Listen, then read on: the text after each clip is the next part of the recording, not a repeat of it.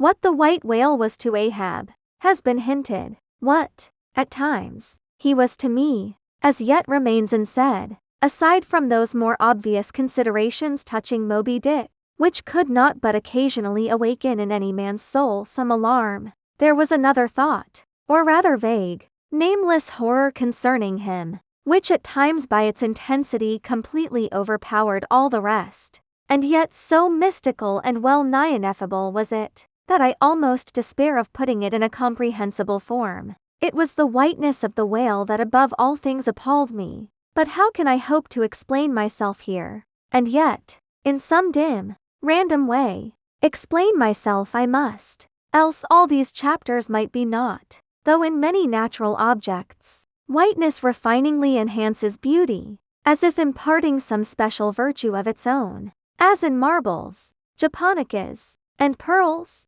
And though various nations have in some way recognized a certain royal preeminence in this hue, even the barbaric, grand old kings of Pegu placing the title Lord of the White Elephants above all their other magniloquent ascriptions of dominion, and the modern kings of Siam unfurling the same snow-white quadruped in the royal standard, and the Hanoverian flag bearing the one figure of a snow-white charger, and the great Austrian Empire, Syrian, heir to overlording Rome, having for the imperial color the same imperial hue, and though this preeminence in it applies to the human race itself, giving the white man ideal mastership over every dusky tribe, and though, besides all this, whiteness has been even made significant of gladness, for among the Romans a white stone marked a joyful day, and though in other mortal sympathies and symbolizings, this same hue is made the emblem of many touching, noble things, the innocence of brides, the benignity of age, though among the red men of America the giving of the white belt of wampum was the deepest pledge of honor, though in many climes, whiteness typifies the majesty of justice in the ermine of the judge, and contributes to the daily state of kings and queens drawn by milk-white steeds, though even in the higher mysteries of the most august religions it has been made the symbol of the divine spotlessness and power. By the Persian fire worshippers, the white forked flame being held the holiest on the altar, and in the Greek mythologies, great Jove himself being made incarnate in a snow-white bull, and though to the noble Iroquois, the midwinter sacrifice of the sacred white dog was by far the holiest festival of their theology, that spotless, faithful creature being held the purest envoy they could send to the Great Spirit with the annual tidings of their own fidelity. And though directly from the Latin word for white, all Christian priests derive the name of one part of their sacred vesture, the albor tunic, worn beneath the cassock, and though among the holy pomps of the Romish faith, white is specially employed in the celebration of the Passion of our Lord, though in the vision of Steedy John, white robes are given to the redeemed, and the 24 elders stand clothed in white before the great white throne, and the Holy One that sitteth there white like wool. Yet for all these accumulated associations, with whatever is sweet, and honorable, and sublime, there yet lurks an elusive something in the innermost idea of this hue, which strikes more of panic to the soul than that redness which affrights in blood. This elusive quality it is, which causes the thought of whiteness, when divorced from more kindly associations, and coupled with any object terrible in itself, to heighten that terror to the furthest bounds. Witness the white bear of the poles, and the white shark of the tropics. What but their smooth, flaky whiteness makes them the transcendent horrors they are? That ghastly whiteness it is which imparts such an abhorrent mildness, even more loathsome than terrific, to the dumb gloating of their aspect, so that not the fierce-fanged tiger in his heraldic coat can so stagger courage as the white-shrouded bear or shark. With reference to the polar bear, it may possibly be urged by him who would fain go still deeper into this matter, that it is not the whiteness, separately regarded, which heightens the intolerable hideousness of that brute, for, analyzed, that heightened hideousness, it might be said, only rises from the circumstance that the irresponsible ferociousness of the creature stands invested in the fleece of celestial innocence and love, and hence, by bringing together two such opposite emotions in our minds, the polar bear frightens us with so unnatural a contrast, But even assuming all this to be true, yet, were it not for the whiteness, you would not have that intensified terror. As for the white shark, the white gliding ghostliness of repose in that creature, when beheld in his ordinary moods, strangely tallies with the same quality in the polar quadruped. This peculiarity is most vividly hit by the French in the name they bestow upon that fish. The Romish Mass for the dead begins with Requiem Aeternam, eternal rest, whence Requiem denominating the Mass itself, and any other funeral music. Now, in allusion to the white, silent stillness of death in this shark, and the mild deadliness of his habits, the French call him Requin. Bethink thee of the albatross, whence come those clouds of spiritual wonderment and pale dread, in which that white phantom sails in all imaginations. Not Coleridge first threw that spell, but God's great, unflattering laureate, nature. I remember the first albatross I ever saw. It was during a prolonged gale, in waters hard upon the Antarctic seas. From my forenoon watch below, I ascended to the overclouded deck, and there, dashed upon the main hatches, I saw a regal, feathery thing of unspotted whiteness, and with a hooked, Roman bill sublime. At intervals, it arched forth its vast archangel wings, as if to embrace some holy ark. Wondrous flutterings and throbbings shook it, though bodily unharmed. It uttered cries, as some king's ghost in supernatural distress. Through its inexpressible, strange eyes, methought I peeped to secrets which took hold of God, as Abraham before the angels. I bowed myself. The white thing was so white, its wings so wide, and in those forever exiled waters, I had lost the miserable warping memories of traditions and of towns. Long I gazed at that prodigy of plumage. I cannot tell, can only hint, the things that darted through me then. But at last I awoke, and turning, asked a sailor what bird was this. A goney, he replied. Goney, never had heard that name before. Is it conceivable that this glorious thing is utterly unknown to men ashore? Never. But some time after,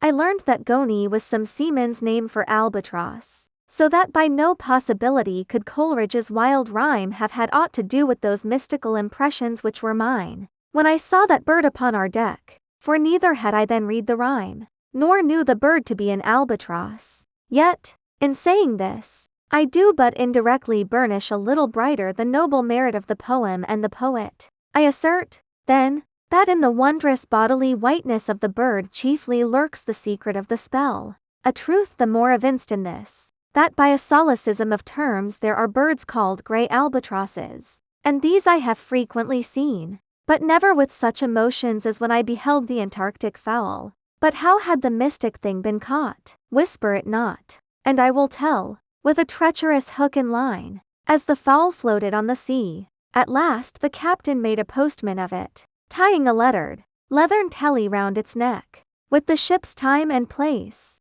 and then letting it escape. But I doubt not, that leathern tally, meant for man, was taken off in heaven, when the white fowl flew to join the wing-folding, the invoking, and adoring cherubim. Most famous in our Western annals and Indian traditions is that of the white steed of the prairies, a magnificent milk-white charger, large-eyed, small-headed, bluff-chested, and with the dignity of 1,000 monarchs in his lofty, over-scorning carriage. He was the elected Xerxes of vast herds of wild horses, whose pastures in those days were only fenced by the Rocky Mountains and the Alleghanies. At their flaming head he westward trooped it like that chosen star which every evening leads on the hosts of light. The flashing cascade of his mane, the curving comet of his tail, invested him with housings more resplendent than gold and silver beaters could have furnished him, a most imperial and archangelical apparition of that unfallen,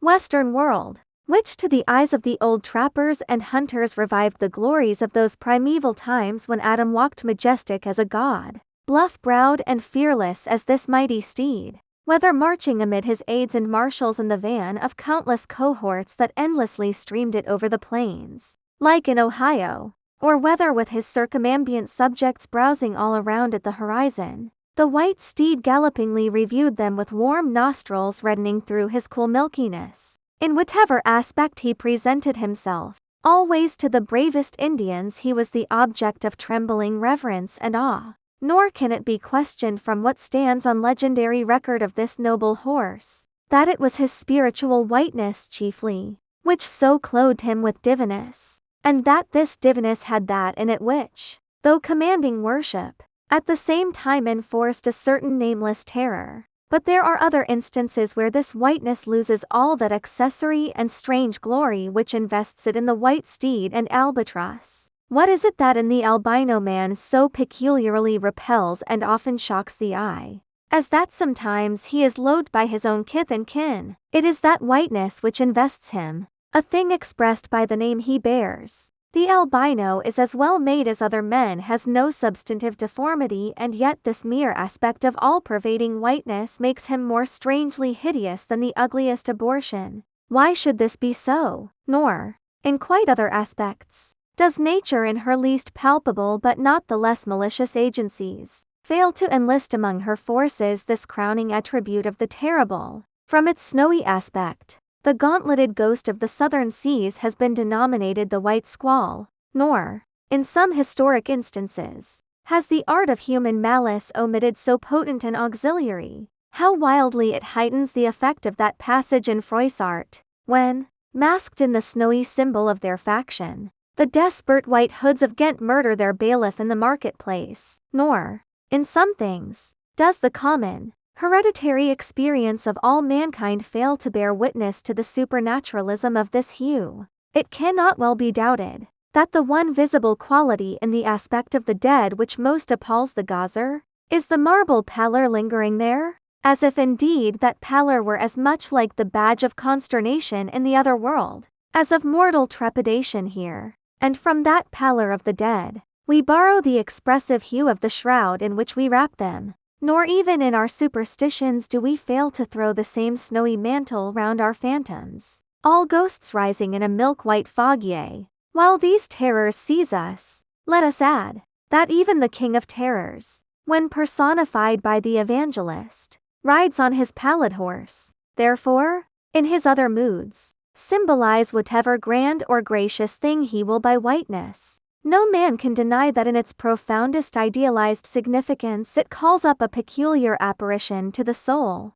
But though without dissent this point be fixed, how is mortal man to account for it? To analyze it would seem impossible. Can we, then, by the citation of some of those instances wherein this thing of whiteness, though for the time either wholly or in great part stripped of all direct associations calculated to impart to it aught fearful, but nevertheless, is found to exert over us the same sorcery, however modified, can we thus hope to light upon some chance clue to conduct us to the hidden cause we seek? Let us try. But in a matter like this, subtlety appeals to subtlety, and without imagination no man can follow another into these halls. And though, doubtless, some at least of the imaginative impressions about to be presented may have been shared by most men, yet few perhaps were entirely conscious of them at the time, and therefore may not be able to recall them now. Why, to the man of untutored ideality, who happens to be but loosely acquainted with the peculiar character of the day,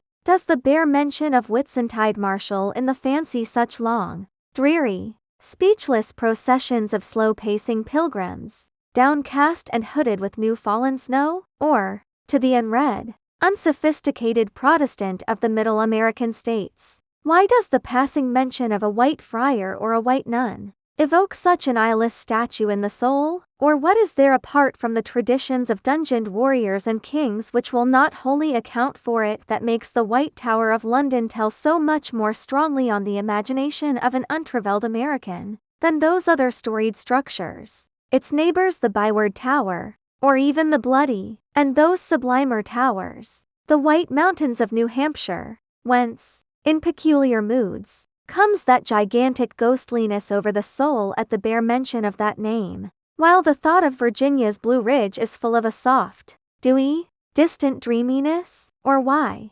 irrespective of all latitudes and longitudes, does the name of the White Sea exert such a spectralness over the fancy, while that of the Yellow Sea lulls us with mortal thoughts of long lacquered mild afternoons on the waves? followed by the gaudiest and yet sleepiest of sunsets? Or, to choose a wholly unsubstantial instance, purely addressed to the fancy, why, in reading the old fairy tales of Central Europe, does the tall pale man of the Harz forests, whose changeless pallor unrustlingly glides through the green of the groves, why is this phantom more terrible than all the whooping imps of the Blocksberg? Nor is it, altogether, the remembrance of her cathedral-toppling earthquakes, nor the stampedos of her frantic seas, nor the tearlessness of arid skies that never rain, nor the sight of her wide field of leaning spires, wrenched copestones, and crosses all a-droop like canted yards of anchored fleets, and her suburban avenues of house walls lying over upon each other,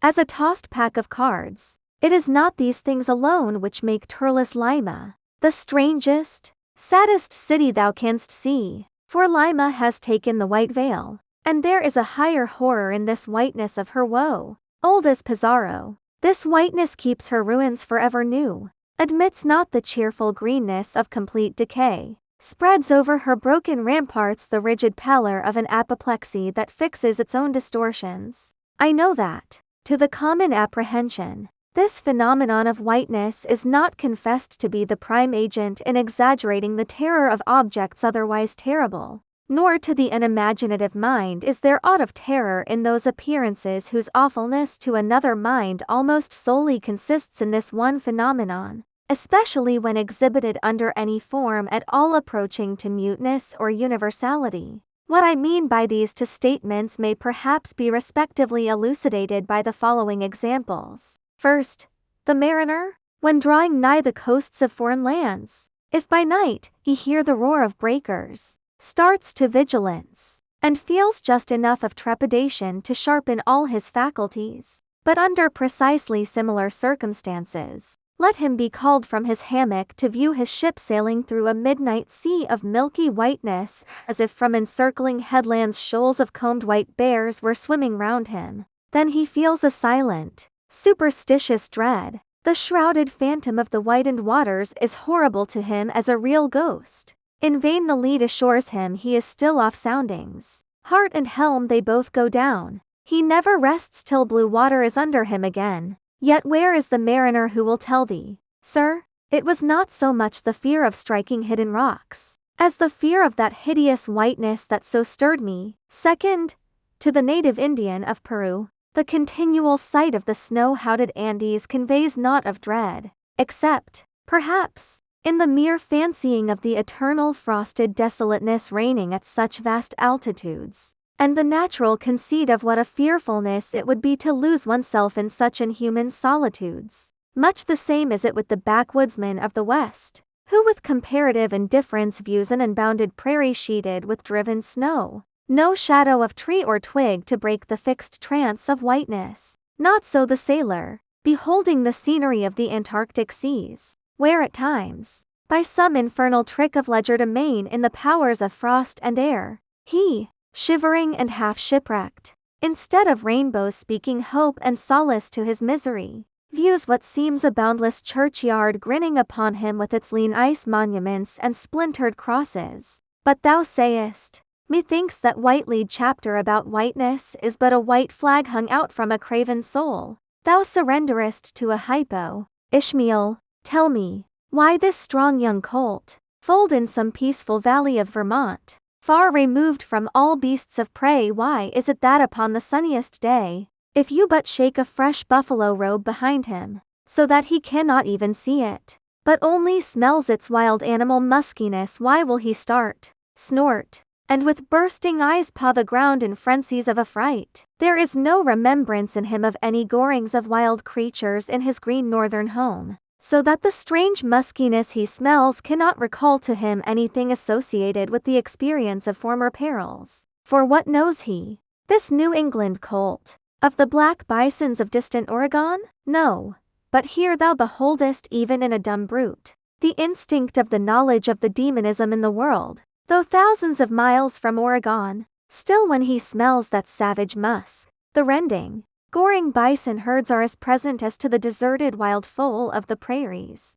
which this instant they may be trampling into dust. Thus, then, the muffled rollings of a milky sea, the bleak rustlings of the festooned frosts of mountains, the desolate shiftings of the windrowed snows of prairies, all these, to Ishmael, are as the shaking of that buffalo robe to the frightened colt, though neither knows where lie the nameless things of which the mystic sign gives forth such hints. Yet with me, as with the colt, somewhere those things must exist, though in many of its aspects this visible world seems formed in love. The invisible spheres were formed in fright, but not yet have we solved the incantation of this whiteness, and learned why it appeals with such power to the soul, and more strange and far more portentous why, as we have seen, it is at once the most meaning symbol of spiritual things, nay, the very veil of the Christian's deity, and yet should be as it is, the intensifying agent in things the most appalling to mankind. Is it that by its indefiniteness it shadows forth the heartless voids and immensities of the universe, and thus stabs us from behind with the thought of annihilation, when beholding the white depths of the Milky Way? Or is it, that as an essence whiteness is not so much a color as the visible absence of color, and at the same time the concrete of all colors? Is it for these reasons that there is such a dumb blankness, full of meaning, in a wide landscape of snows a colorless, all color of a thysum from which we shrink, and when we consider that other theory of the natural philosophers, that all other earthly hues every stately or lovely emblazoning the sweet tinges of sunset skies and woods, yea, and the gilded velvets of butterflies, and the butterfly cheeks of young girls, all these are but subtile deceits, not actually inherent in substances, but only laid on from without, so that all deified nature absolutely paints like the harlot, whose allurements cover nothing but the charnel house within. And when we proceed further, and consider that the mystical cosmetic which produces every one of her hues, the great principle of light, forever remains white or colorless in itself, and if operating without medium upon matter, would touch all objects, even tulips and roses, with its own blank tinge. Pondering all this, the palsied universe lies before us a leper, and like willful travelers in Lapland, who refuse to wear colored and coloring glasses upon their eyes, so the wretched infidel gazes himself blind at the monumental white shroud that wraps all the prospect around him, and of all these things the albino whale was the symbol. Wonder ye then at the fiery hunt?